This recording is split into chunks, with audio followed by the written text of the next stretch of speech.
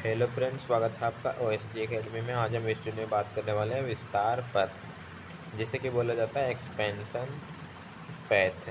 इसे expansion path बोला जाता है, ये हिंदी में होता है विस्तार पथ। इसमें हम लोग देखेंगे इसका ग्राफ के द्वारा किस तरह से प्रेजेंटेशन किया जाता है, यहाँ देख सकते हैं। और इसका नोट्स के लिए आप लोग वेबसाइट पर जा सकते हैं, लिंक दे दूँगा डिस्क्रिप्शन में। हम लोग देखते हैं टॉपिक हमारा जो है उसे एक्सपेंशन पैथ क्या है, विस्तार पथ, उसे देख लेते हैं। तो देखिए एक्सपेंशन पैथ विस्तार पथ क्या है। तो एक उद्यमी जो होता है, उद्यमी किसे कहते हैं, तो आपको पता होगा, जो कि फर्म का संचालन करता है कोई व्यक्ति, उसे ही उद्यम कहा जाता है। जो कि अपना रिस्क पर काम को स्टार्ट करता है, अथवा फर्म वस्तु के उत्पादन के विस्तार करने पर जो है वह संसाधन संयोग को किस प्रकार से बदलता है, उसे ही एक्सपेंशन पैथ कहा जाता है।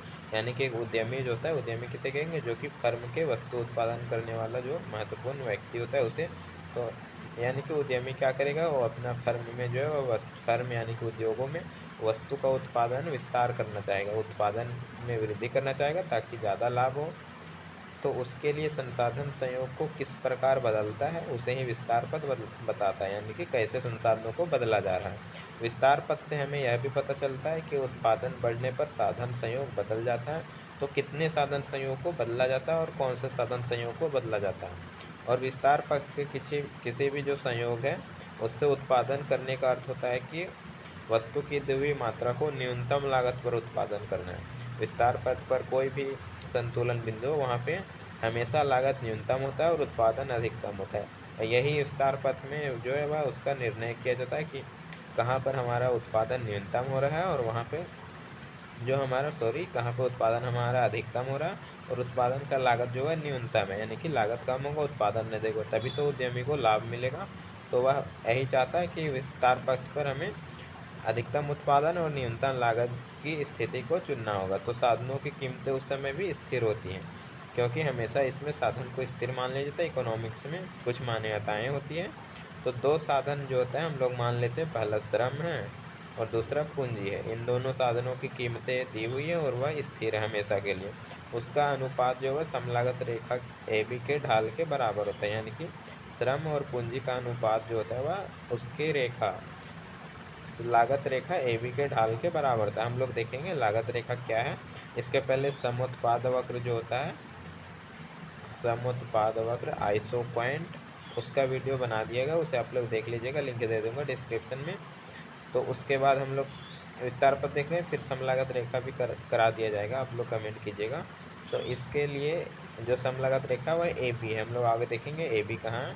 और इसमें विभिन्न समलागत रेखाएं बहुत सारे खींचे गए हैं, जैसे कि ABCDUF और GH। कुछ समलागत 4 रेखाओं को खींचा गया इसमें समझाने की दृष्टि से।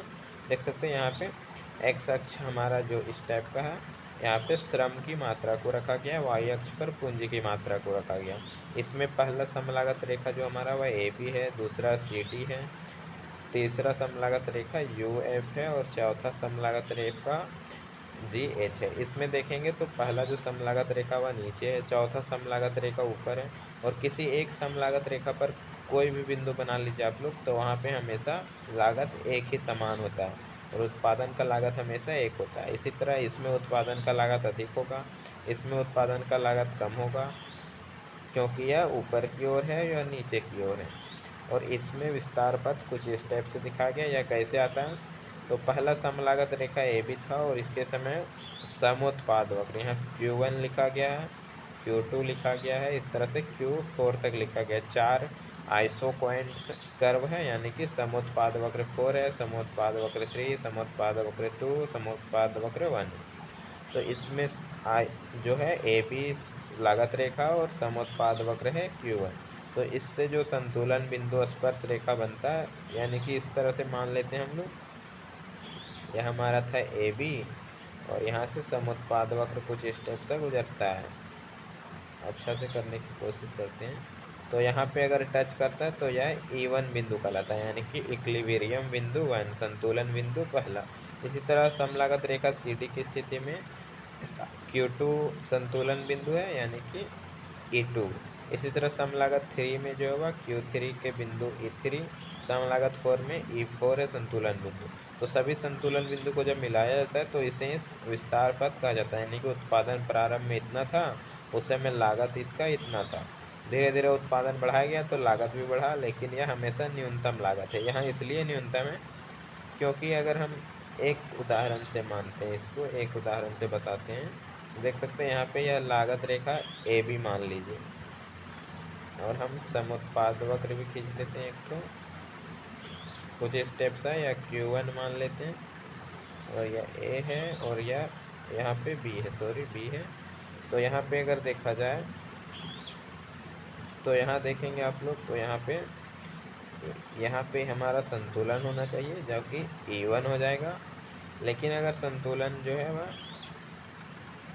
यहाँ पर ना होकर अगर यहाँ पे संतुलन किया जाए तो देखिए यहाँ क्या होगा, तो यहाँ पे हो जाएगा उत्पादन जो है वह अधिक हो जाएगा और लागत इस स्थिति में बढ़ जाएगी, क्योंकि लागत इतना के बराबर हो जाएगा।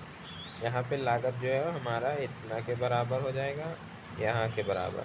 इसीलिए इसमें जो है वह संतुलन बिंदु को ध्यान में रखा जाता है, जो कि यहाँ पे उत्पादन हमारा समान हो रहा है और लागत हमारा सबसे कम है। यहाँ देखिए यह जो Q1 है, इस रेखा पे उत्पादन सभी बिंदु पे समान होगा। यहाँ पे सभी समान होता है उत्पादन, क्योंकि यहाँ पे भी उतना ही उत्पादन है। मान लेते 100 यूनिट, तो यहाँ भी 100 होगा, यहाँ भी 100 होगा। अगर हम उत्पादन यहाँ करते हैं तो लागत इतना होगा हमारा। अगर हम उत्पादन यहाँ पे ना कर यहाँ पे करते हैं उत्पादन, तो लागत हमारा इतना हो जाएगा अधिक। इस तरह अगर हम उत्पादन वहाँ ना करके कुछ इस तरह से उत्पादन करते हैं अगर हम इस बिंदु पे, तो लागत हमारा इतना हो जाता। इसमें लागत इतना का मतलब आप लोग यह समझ लीजिए यहाँ पे कि अगर हम E1 बिंदु पर संतुलन में है तो इतना है, तो इसमें लागत जो है श्रम का लागत इतना हो जाएगा हमारा, और पूंजी का लागत हमारा इतना हो जाएगा। इतना लागत हो गया, यानी कि अब पूरा एरिया जो है वह लागत कहलाएगा हमारा। और उत्पादन भी सेम हो रहा है। अगर हम यहाँ पे संतुलन होते हैं इस बिंदु पे, तो यहाँ पे होता है इस तरह, पूंजी श्रम की हमारा इतना लागत होता, पूंजी का बढ़ जाता। तो इसमें समुत्पाद जो विस्तार पथ है उसमें कम लागत को ध्यान में रखा जाता है, और इस तरह से उत्पादन किया जाता है फर्मों के द्वारा। उत्पादन जो है वो इसमें 100 इकाई के उत्पादन करने के लिए जो है समुत्पाद वक्र Q1 के बिंदु E1 पर संतुलन में होगा, जहाँ समुत्पाद वक्र का ढाल जो है समलागत रेखा के ढाल के बराबर होता है। यहाँ देखिए ढाल का जो बराबर होता है उसे समझ लीजिए। यहाँ पे यह समलागत रेखा का ढाल जो है वो निकाला जाए तो इसका इस ढाल जो है कुछ स्टेप से निकलता है, और यहीं पे जो है Q1 यानी कि इसका भी ढाल निकाले तो इस तरह से निकलेगा। तो दोनों जहाँ पे ढाल स्पर्श करते हैं वहीं बराबर होता है और उत्पादन 100 इकाई हो रहा है। इस तरह C और D समलागत रेखा में Q2 का जो संतुलन बिंदु है यहाँ पे, वहाँ पे 200 इकाई उत्पादन हो और लागत भी न्यूनतम है। इसी तरह सभी जगह होते हैं। देखिए उत्पादन 200 इकाई करने पर जो है समुत्पाद वक्र Q1 से Q2 हो जाता है और संतुलन बिंदु E1 से E2 हो जाता है, और यह समुत्पाद वक्र के ढाल के बराबर होता है। अगर जब उत्पादन 300 इकाई किया जाता हो तो E3 पर संतुलन होगा, और 400 इकाई किया जाता है तो E4 पर संतुलन होता है। और विभिन्न संतुलन बिंदु को मिलाने पर जो विस्तार पथ प्राप्त होता है।